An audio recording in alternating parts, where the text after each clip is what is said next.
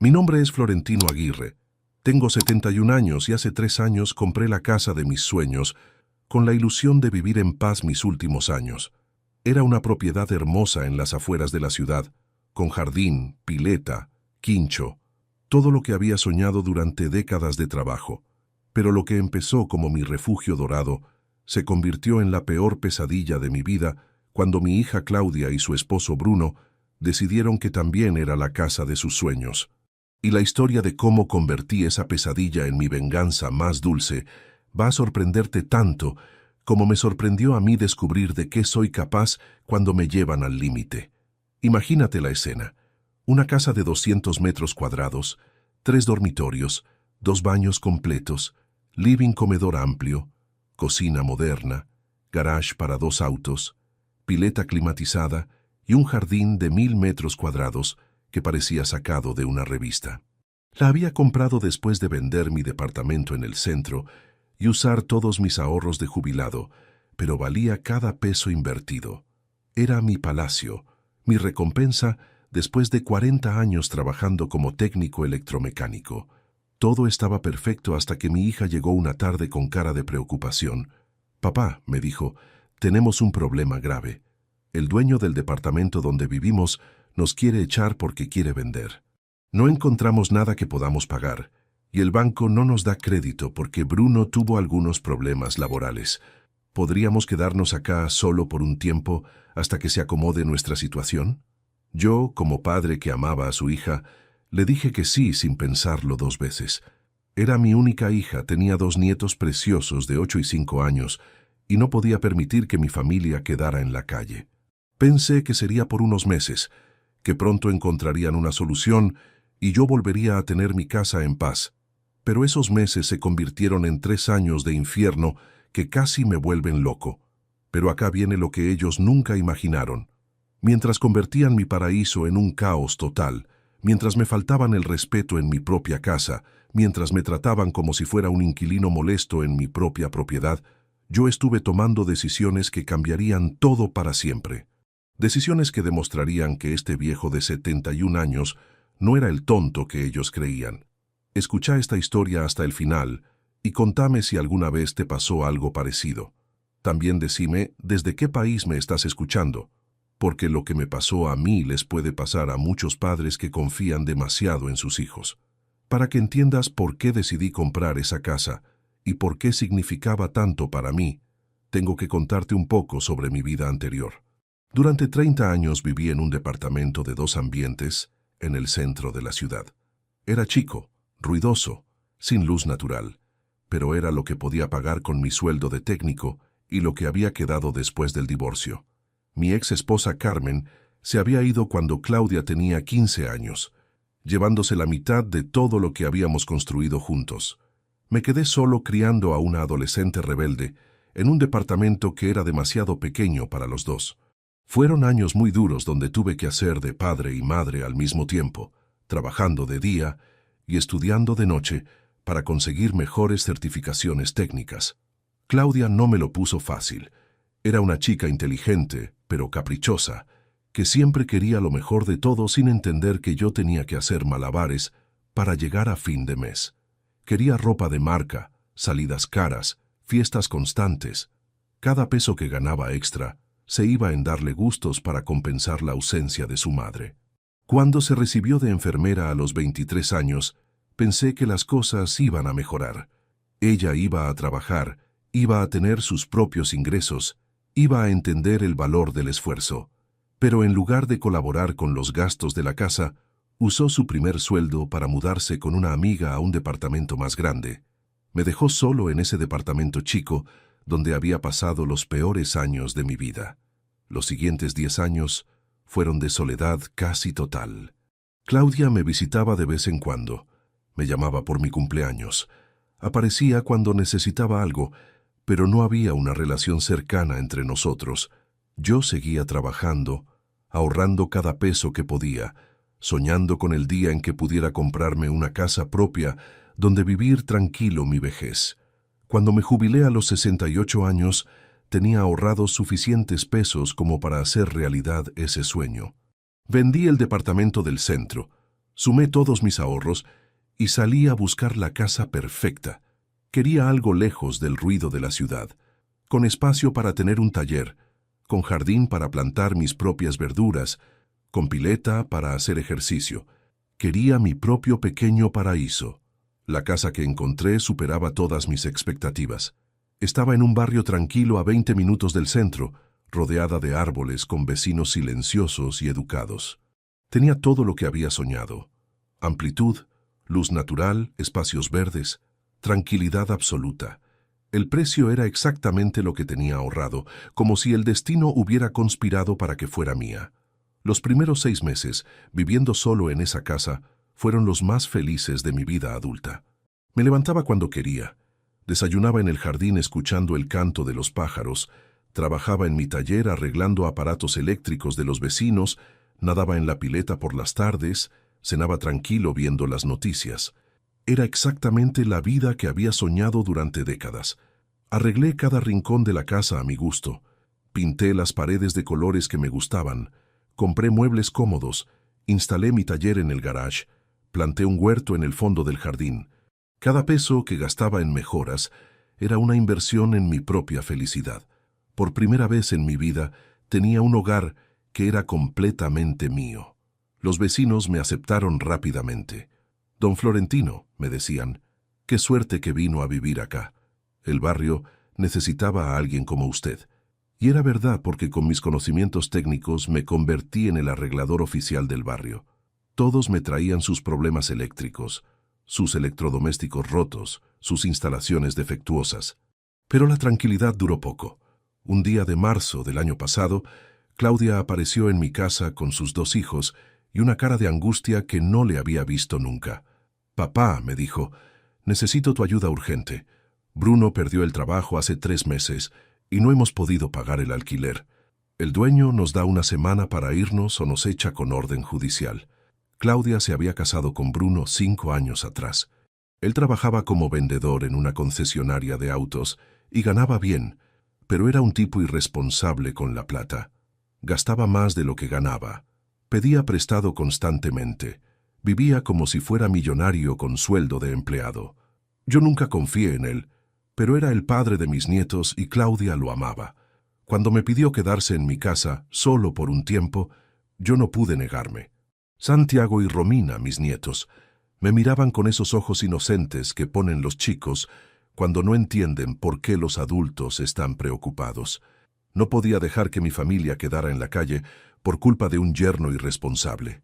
«Está bien», les dije, «pueden quedarse acá hasta que encuentren una solución, pero va a ser temporal, hasta que Bruno consiga trabajo y puedan alquilar otro lugar». Claudia me abrazó llorando y me agradeció como si le hubiera salvado la vida. Bruno, que había estado callado durante toda la conversación, apenas murmuró un gracias sin mirarme a los ojos. Los primeros días fueron extraños, pero manejables. De golpe mi casa silenciosa se llenó de ruido, de movimiento, de vida familiar.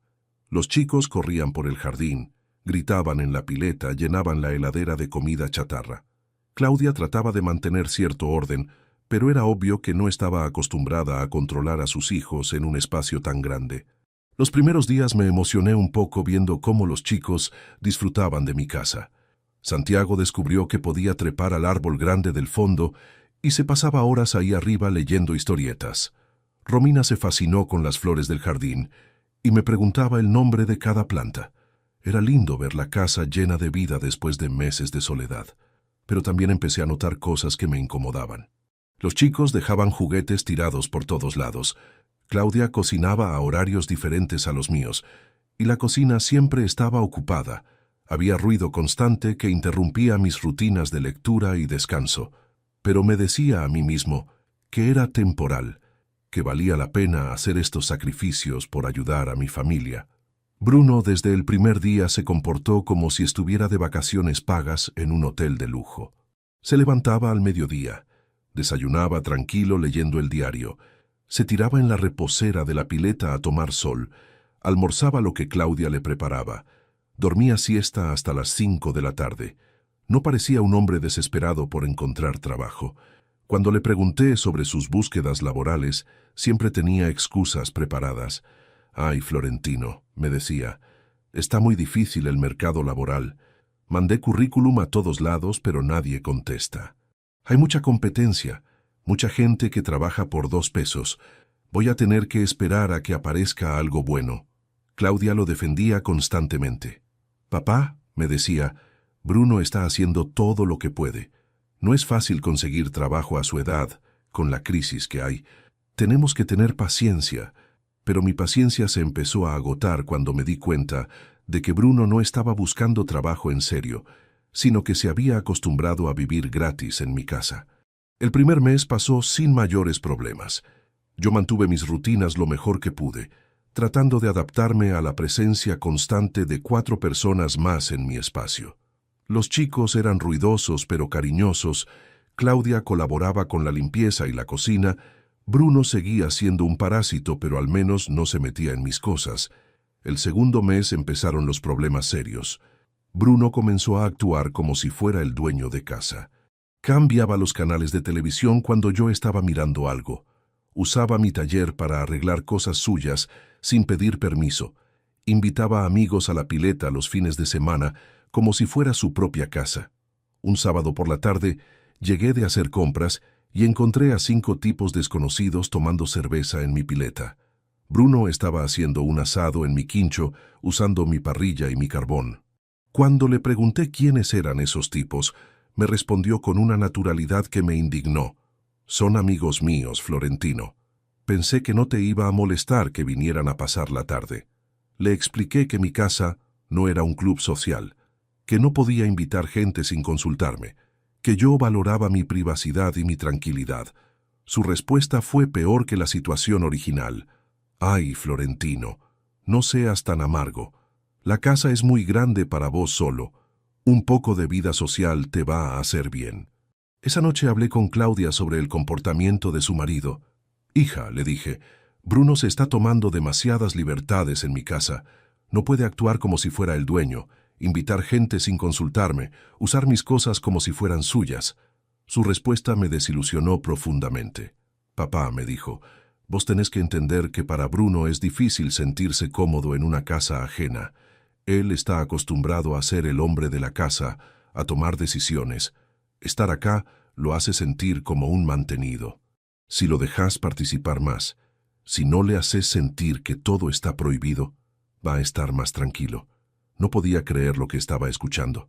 Mi propia hija me estaba pidiendo que tolerara las faltas de respeto de su marido para que él se sintiera más cómodo en mi casa, como si yo fuera el que tenía que adaptarse a las necesidades psicológicas de un hombre que vivía gratis gracias a mi generosidad. El tercer mes, las cosas empeoraron drásticamente. Bruno empezó a hacer modificaciones en la casa sin consultarme.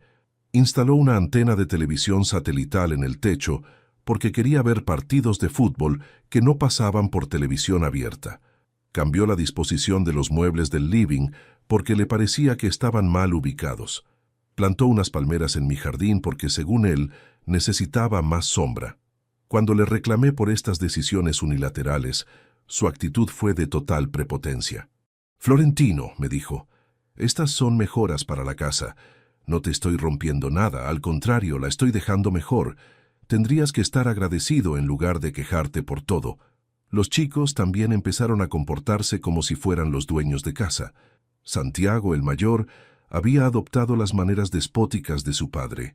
Abuelo, me decía cuando yo quería usar la pileta, nosotros estábamos primero, podés nadar después. Romina, la menor, había aprendido a manipularme con llantos cada vez que le ponía algún límite. Claudia, que al principio trataba de mediar entre Bruno y yo, poco a poco se fue poniendo del lado de su marido. Empezó a ver mis reclamos como caprichos de viejo cascarrabias, como resistencia al cambio, como egoísmo de alguien que no sabía vivir en familia.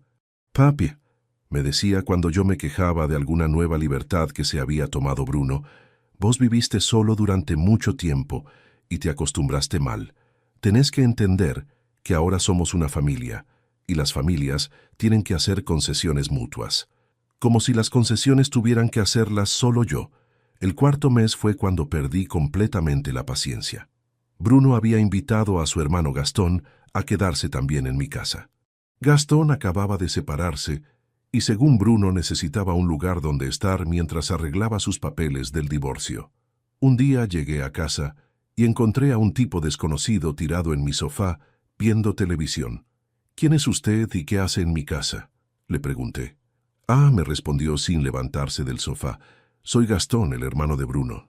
Él me dijo que podía quedarme acá unos días. Espero que no te moleste, abuelo». Me llamó abuelo como si fuera su nieto, cuando era un perfecto extraño viviendo gratis en mi propiedad. Esa noche tuve la peor discusión de mi vida con Bruno.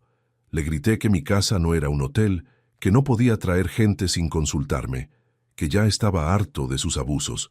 Su respuesta fue lo que finalmente me decidió a tomar cartas en el asunto de manera definitiva. «Escúchame bien, Florentino», me dijo con una prepotencia que nunca había mostrado antes. «Vos nos pediste que viniéramos a vivir acá porque estabas solo y aburrido. Ahora tenés compañía, tenés vida en la casa, tenés una familia que te cuida. En lugar de quejarte tendrías que estar agradecido.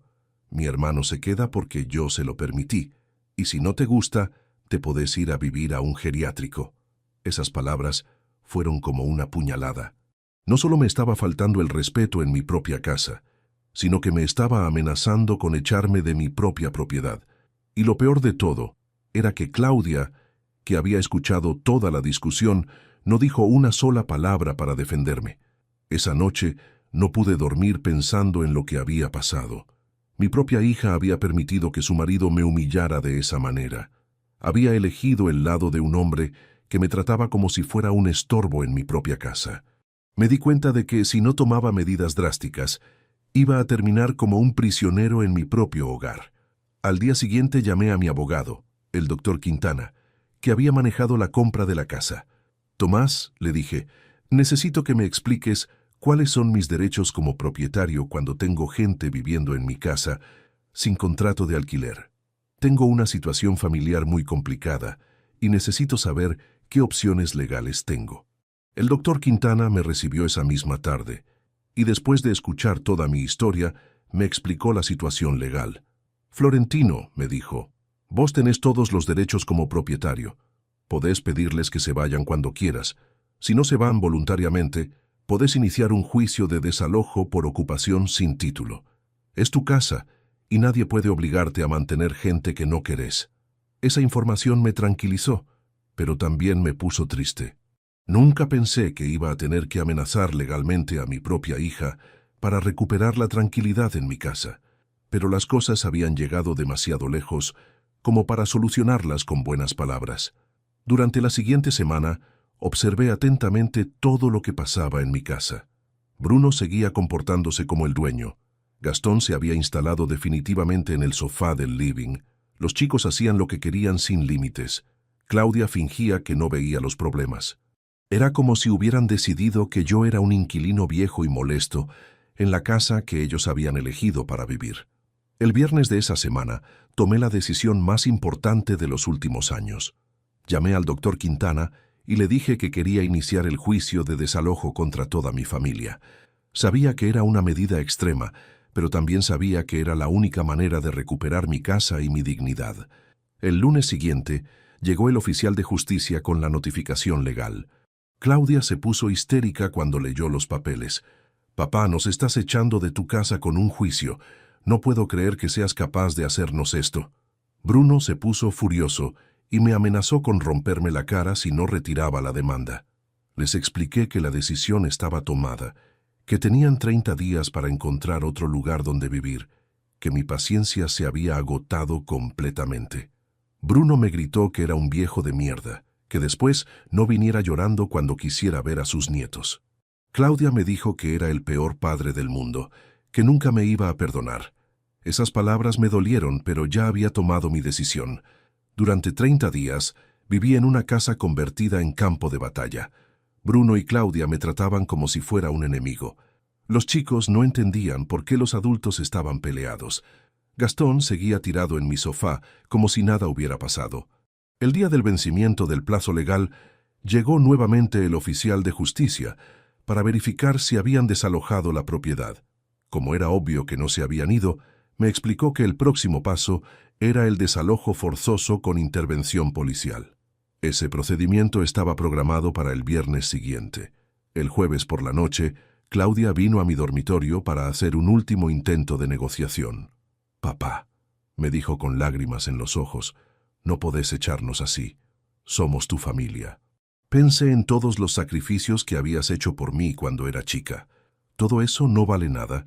Le expliqué que precisamente por todos los sacrificios que había hecho por ella, me dolía tanto que hubiera permitido que su marido me faltara el respeto de esa manera, que el amor de padre tiene límites cuando se convierte en una relación abusiva, que ya era hora de que aprendiera que las acciones tienen consecuencias. El viernes por la mañana llegó la policía acompañada por el oficial de justicia y una empresa de mudanzas. Fue uno de los días más tristes de mi vida ver cómo sacaban de mi casa las pertenencias de mi propia hija y mis nietos. Pero también fue el día en que recuperé mi dignidad y mi tranquilidad. Bruno me miró con odio cuando subía las últimas cajas al camión de mudanzas. «Esto no se queda así, viejo de mierda», me dijo. «Vas a pagar caro por esto». Claudia no me dirigió la palabra durante todo el proceso. Los chicos lloraban sin entender por qué se tenían que ir de la casa del abuelo. Cuando se fueron todos y mi casa volvió a quedar en silencio, sentí una mezcla de tristeza y alivio que nunca había experimentado antes. Tristeza por haber tenido que llegar a extremos legales con mi propia familia. Alivio por haber recuperado mi espacio, mi tranquilidad, mi dignidad. Los primeros días después del desalojo fueron extraños. Había ruidos que extrañaba, como las risas de mis nietos en el jardín, pero también había una paz que no sentía desde hacía meses. Podía ver televisión sin que nadie cambiara el canal, podía usar mi taller sin encontrar cosas ajenas, podía nadar en mi pileta sin que nadie me dijera que esperara. Poco a poco fui recuperando mis rutinas anteriores. Volví a levantarme temprano para trabajar en el jardín, volví a tomar mate solo en el quincho leyendo el diario, volví a cocinar solo las comidas que me gustaban. Era como si hubiera recuperado una parte de mí mismo que había perdido durante esos meses de invasión familiar. Los vecinos me preguntaban qué había pasado con mi familia. Les expliqué que habían encontrado otro lugar donde vivir, sin entrar en detalles sobre el desalojo judicial. «Don Florentino», me dijo la señora de al lado, «se lo veía muy estresado estos últimos meses. Ahora que está solo otra vez se ve mucho más tranquilo». Y tenía razón. El estrés de convivir con gente que no respetaba mi autoridad en mi propia casa me había afectado más de lo que había querido admitir. Había empezado a tener problemas para dormir, dolores de cabeza constantes, falta de apetito. Todo eso desapareció cuando recuperé mi tranquilidad. 3 meses después del desalojo, Claudia me llamó por teléfono. Era la primera vez que hablábamos desde el día que se fueron. «Papá», me dijo con una voz muy triste, «los chicos te extrañan mucho. Preguntan por vos todo el tiempo. ¿Podríamos venir a visitarte algún domingo?» Le dije que podía venir con los chicos cuando quisiera, pero que Bruno no era bienvenido en mi casa, que si quería reconstruir nuestra relación, tenía que entender que las reglas habían cambiado para siempre. Que yo no iba a tolerar nunca más que alguien me faltara el respeto en mi propia propiedad. El primer domingo que vinieron Claudia y los chicos fue emotivo. Santiago y Romina corrieron a abrazarme como si hubiera pasado años sin verme. «Abuelo», me dijeron, «extrañábamos tu casa, extrañábamos la pileta, extrañábamos jugar en el jardín». Les expliqué que siempre iban a ser bienvenidos, pero que ahora las visitas iban a ser diferentes. Claudia se veía cansada y triste. Habían alquilado un departamento pequeño en una zona menos linda de la ciudad. Bruno había conseguido un trabajo de vendedor, pero ganaba mucho menos que antes. La plata les alcanzaba justo para los gastos básicos, sin lujos ni extras. «Papá», me dijo mientras los chicos jugaban en el jardín, «yo entiendo que Bruno se portó mal con vos. Entiendo que no podías seguir tolerando esa situación. Pero no hay manera de que podamos volver a ser una familia normal». Le expliqué que ser familia no significaba vivir en la misma casa, sino respetarse mutuamente, aunque vivan separados. También le expliqué algo que creo que nunca había entendido. «Claudia», le dije, «yo trabajé 40 años para poder comprarme esta casa. Es mi refugio, mi recompensa, mi lugar de paz. No puedo permitir que alguien convierta mi sueño en una pesadilla, aunque sea mi propia familia. Durante los siguientes meses, Claudia y los chicos vinieron a visitarme todos los domingos. Poco a poco nuestra relación se fue reconstruyendo, pero sobre bases completamente diferentes. Ahora ella entendía que yo tenía límites claros, que mi generosidad no era infinita, que el respeto era una condición no negociable. Bruno nunca más pisó mi casa. Claudia me contó que había cambiado mucho después del desalojo, que había entendido que su comportamiento había sido inaceptable, que se arrepentía de haber perdido la oportunidad de vivir en una casa tan linda. Pero el arrepentimiento llegó demasiado tarde. 6 meses después del desalojo, me enteré por Claudia que Bruno y Gastón habían intentado hacer lo mismo con la madre de Bruno. Se habían ido a vivir con ella con la misma excusa de problemas económicos temporales y habían terminado comportándose de la misma manera prepotente. Pero la madre de Bruno los había echado a patadas en menos de 2 meses. Esa información me confirmó algo que yo ya sospechaba. Bruno no había actuado mal conmigo por desesperación o por circunstancias especiales. Era su manera natural de comportarse, aprovechándose de la gente que lo ayudaba, abusando de la confianza hasta que las personas se hartaban de tolerarlo. El año pasado, durante una de las visitas dominicales, Santiago me hizo una pregunta que me llegó al alma. «Abuelo», me dijo, «¿por qué papá se portó tan mal con vos cuando vivíamos acá? ¿No entendía que esta era tu casa?» Le expliqué con palabras que pudiera entender que a veces los adultos cometen errores, que su papá se había equivocado, pero que lo importante era aprender de esos errores. Romina, la más chica, me preguntó si alguna vez podrían volver a vivir en mi casa. Le expliqué que la casa siempre iba a estar para visitarla cuando quisiera, pero que vivir juntos había resultado muy difícil para todos, que a veces es mejor quererse desde casas separadas que pelearse en la misma casa. Hace pocos meses, Claudia me contó que se estaba separando de Bruno. Los problemas económicos, sumados a los problemas de convivencia que habían tenido en diferentes casas donde intentaron vivir de prestado, habían terminado destruyendo su matrimonio. Bruno había demostrado ser un hombre que no sabía asumir responsabilidades adultas. «Papá», me dijo durante una de nuestras conversaciones, «ahora entiendo por qué vos no lo soportabas. Yo lo defendía porque era mi marido, pero vos veías cosas que yo no quería ver. Su manera de aprovecharse de la gente, su falta de respeto por los demás, su incapacidad de asumir responsabilidades». Le expliqué que no se trataba de que yo tuviera algo personal contra Bruno, sino de que él había demostrado ser una persona que no sabía convivir respetando límites, que mi casa era mi refugio y no podía permitir que alguien la convirtiera en un lugar de estrés y conflicto. Ahora, 3 años después de haber comprado mi casa soñada, finalmente puedo decir que vivo la vida que había planificado. Me levanto cuando quiero, hago lo que me gusta, recibo las visitas que me dan placer, mantengo mi espacio exactamente como me hace feliz. Aprendí que ser generoso no significa renunciar a la dignidad propia. Los domingos que vienen, Claudia y los chicos son hermosos. Cocinamos juntos, nadamos en la pileta, jugamos en el jardín, miramos películas en el living, pero al final del día, ellos se van a su casa y yo me quedo en la mía. Esa separación nos permite disfrutar del tiempo juntos sin los roces de la convivencia forzada. Claudia me ha agradecido varias veces por haber tomado la decisión de echarlos. «Papá», me dice, «aunque en su momento me dolió mucho, ahora entiendo que fue lo mejor que podías hacer.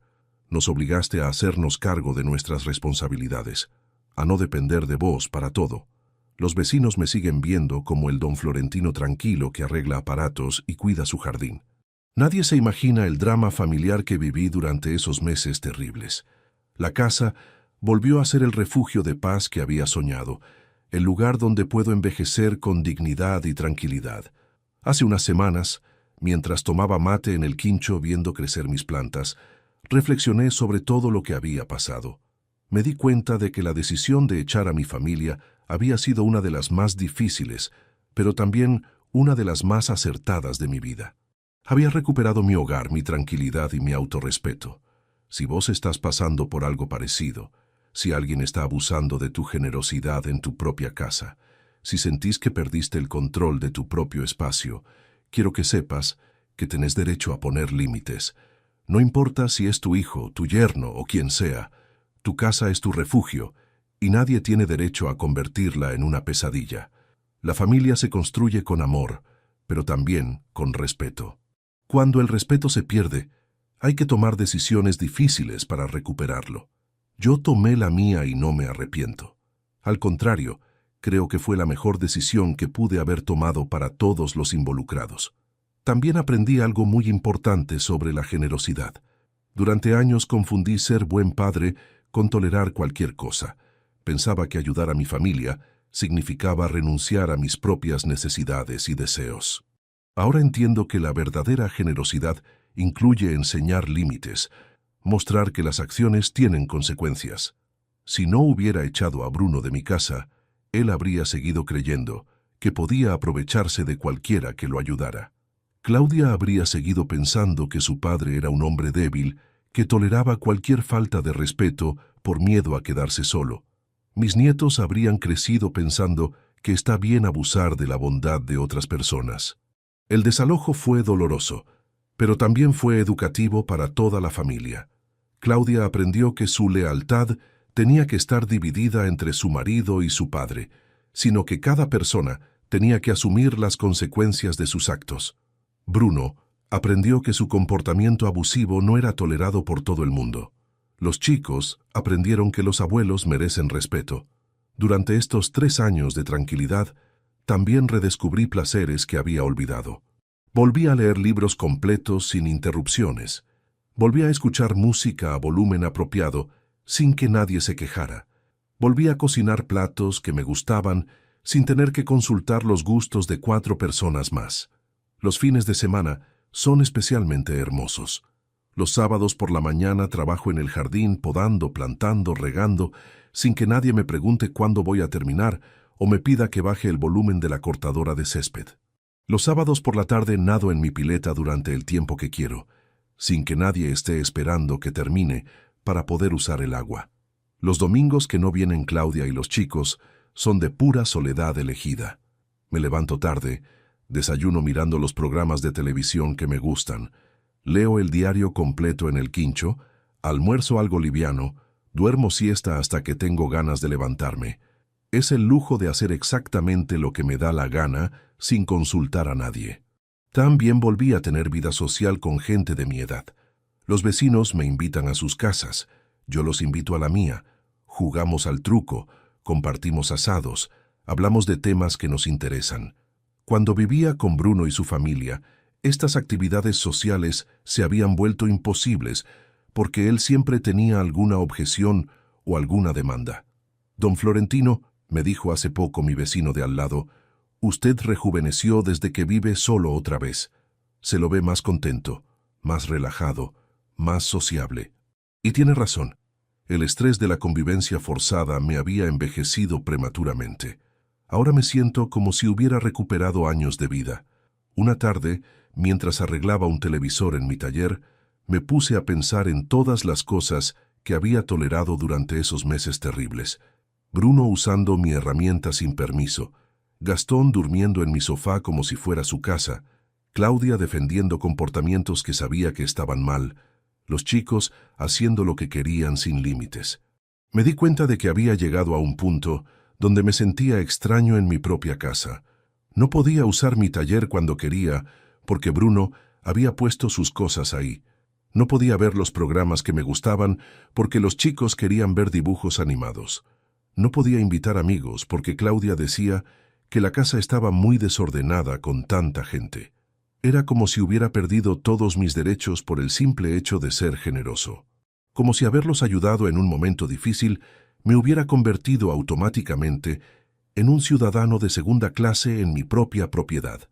Esa situación era insostenible, y me alegro de haber tenido el coraje de ponerle fin. El mes pasado, durante una de las visitas dominicales, Santiago me preguntó si alguna vez me sentía solo viviendo en una casa tan grande. Le expliqué que hay una gran diferencia entre estar solo y sentirse solo, que yo elegía mi soledad, que la disfrutaba, que era muy diferente a la soledad forzada de alguien que no tiene a dónde ir. También le expliqué que durante los meses que habían vivido acá, yo me había sentido más solo que nunca, a pesar de estar rodeado de gente, porque era una soledad dentro de mi propia familia, la soledad de no ser respetado, de no ser escuchado, de no ser valorado. Esa es la peor soledad de todas. Romina me preguntó si extrañaba tener niños en la casa todos los días. Le dije que extrañaba las cosas lindas, como sus risas y sus juegos, pero no extrañaba las cosas feas, como los gritos y el desorden constante, que ahora cuando ellos venían de visita, podía disfrutar de su presencia al 100%, sin el estrés de la convivencia diaria. Claudia me contó que los chicos habían aprendido a valorar más las visitas a mi casa. Antes, cuando vivían acá, daban por sentado que podían usar la pileta, el jardín, los juegos, cuando quisieran. Ahora saben que son privilegios especiales que tienen solo los domingos, y los disfrutan mucho más. Hace 2 meses tuve una situación que me confirmó que había tomado la decisión correcta. Mi hermano Carlos, que vive en otra ciudad, tuvo problemas económicos y me pidió si podía quedarse en mi casa durante un mes mientras resolvía unos temas laborales. Le dije que sí, pero con condiciones muy claras desde el primer día. Carlos es muy diferente a Bruno. Llegó agradecido, respetó mis horarios y mis espacios, colaboró con la limpieza y los gastos, no invitó gente sin consultarme. Al cabo de 3 semanas, había conseguido trabajo y se fue con 1000 agradecimientos. Esa experiencia me demostró que es posible ayudar a la familia sin renunciar al respeto propio. La diferencia entre la actitud de Carlos y la actitud de Bruno fue abismal. Carlos entendía que era un invitado temporal en mi casa y se comportó como tal. Bruno había actuado como si mi casa fuera un hotel gratis, donde podía hacer lo que se le antojara. La educación y el respeto hacen toda la diferencia del mundo. También me di cuenta de que mi decisión de echar a mi familia había cambiado la percepción que otros tenían de mí. Antes me veían como un viejo bonachón que toleraba cualquier cosa por mantener la paz. Ahora me ven como un hombre que sabe poner límites cuando es necesario, que no se deja pisotear por nadie. Esa nueva percepción se extiende más allá de mi familia. Los vecinos me respetan más. Los comerciantes del barrio me tratan con más consideración. Incluso los chicos que a veces hacen travesuras cerca de mi casa se comportan mejor cuando me ven. Es como si hubiera recuperado una autoridad que había perdido siendo demasiado permisivo. Hace unas semanas, Claudia me contó que Bruno había intentado volver con ella después de varios meses de separación. Le había prometido que había cambiado, que había aprendido la lección, que iba a ser más responsable, pero ella había decidido no darle otra oportunidad. «Papá», me dijo, «vos tenías razón sobre Bruno. Él no cambió después de lo que pasó en tu casa. Siguió siendo el mismo tipo irresponsable que se aprovecha de la gente que lo ayuda. La diferencia es que ahora yo aprendí a reconocer esas señales y no estoy dispuesta a tolerarlas». Esa conversación me llenó de orgullo y de tristeza al mismo tiempo. Orgullo porque mi hija había aprendido a valorarse y a poner límites. Tristeza porque había tenido que pasar por una separación dolorosa para aprender esas lecciones. Pero así es la vida. A veces las lecciones más importantes son las más dolorosas. Ahora Claudia está criando a los chicos sola, trabajando como enfermera de día y estudiando para especializarse por las noches. Es una mujer completamente diferente a la que permitía que su marido me faltara el respeto en mi casa. Más fuerte, más independiente, más consciente de su propio valor. Los domingos que vienen a visitarme son como una pequeña fiesta familiar. Cocinamos juntos, nadamos, jugamos, miramos películas, pero siempre con el entendimiento de que cada uno tiene su lugar y sus límites. Ya no hay tensiones, no hay roces, no hay faltas de respeto. Solo cariño genuino entre abuelo, hija y nietos. Esta experiencia me enseñó que el amor familiar verdadero no es incondicional. Tiene condiciones muy claras: respeto mutuo, consideración por los límites del otro, gratitud por las ayudas recibidas, responsabilidad por las propias acciones. Cuando estas condiciones se rompen, el amor se convierte en abuso. También aprendí que la edad no es una excusa para tolerar maltratos. Durante esos meses terribles, a veces pensaba que tal vez era muy viejo para poner límites, que tal vez tenía que aceptar lo que me tocaba porque ya no tenía fuerzas para pelear. Pero el desalojo me demostró que nunca es demasiado tarde para defender la dignidad propia. Si pudiera darle un consejo a otros abuelos que están pasando por situaciones similares, sería este: no confundan el amor con la tolerancia. Ayudar a la familia cuando tiene problemas está bien, pero permitir que abusen de ustedes en su propia casa está mal. Pongan límites claros desde el primer día y cumplan esos límites sin excepciones. También les diría que no tengan miedo de quedar solos. La soledad elegida es 1000 veces mejor que la compañía que no nos respeta. Es mejor tener una casa tranquila donde uno se sienta cómodo que una casa llena de gente que nos hace sentir extraños en nuestro propio hogar. Mi casa volvió a ser lo que había soñado que fuera: mi refugio de paz, mi recompensa después de 40 años de trabajo, mi lugar para envejecer con dignidad. Cada mañana que me levanto en mi dormitorio silencioso, cada tarde que nado solo en mi pileta, cada noche que ceno tranquilo viendo las noticias, agradezco haber tenido el coraje de tomar la decisión correcta. Contame qué opinás de mi historia. ¿Hice bien echando a mi familia de mi casa o fui demasiado duro? ¿Vos qué habrías hecho en mi lugar? Y decime, ¿desde qué ciudad me estás escuchando? Porque historias como esta pueden pasar en cualquier familia, en cualquier lugar del mundo. Al final, lo que más importa no es tener la casa más grande o la familia más numerosa, sino tener un hogar donde te sientas respetado y valorado. Yo conseguí eso, y esa tranquilidad no tiene precio.